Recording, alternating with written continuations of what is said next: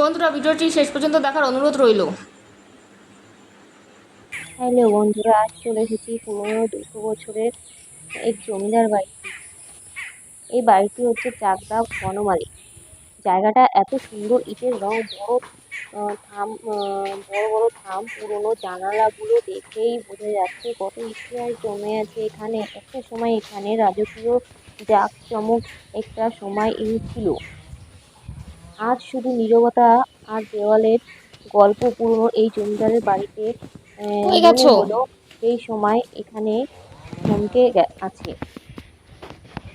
কতই না সুন্দর জমিদার বাড়িটি, দেখে তো আমি মুগ্ধ হয়ে গেছি। চারিপাশের ভিউটাতে এত দারুণ লেগেছে। 200 বছরের পুরনো বাড়ি দেখেই বোঝা যাচ্ছে যে 200 বছরের পুরনো বাড়ি। প্রতিটা দেওয়ালে জমিদার বাড়ির স্মৃতি প্রতিটা কোনায় কোনায় রয়ে গেছে আজও পর্যন্ত।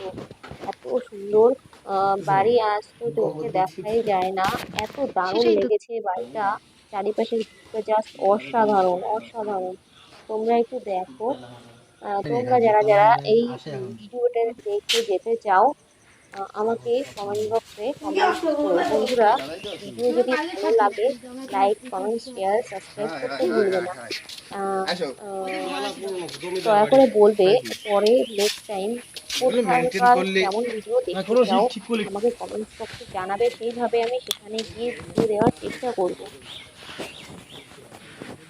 বন্ধুরা, দেখতে পাচ্ছ বাড়িটা চারিদিক থেকে ভেঙে ভেঙে গেছে, তবুও এই বাড়ির মধ্যে অনেক স্মৃতি, অনেক ঐতিহ্য গজিয়ে আছে।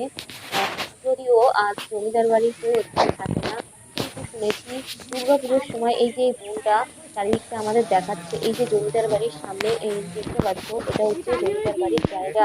নিচে লাগানো আছে হলুদ গাছ, আর এই পুকুরটা পুকুরটা গোটা হচ্ছে জমিদার বাড়ি।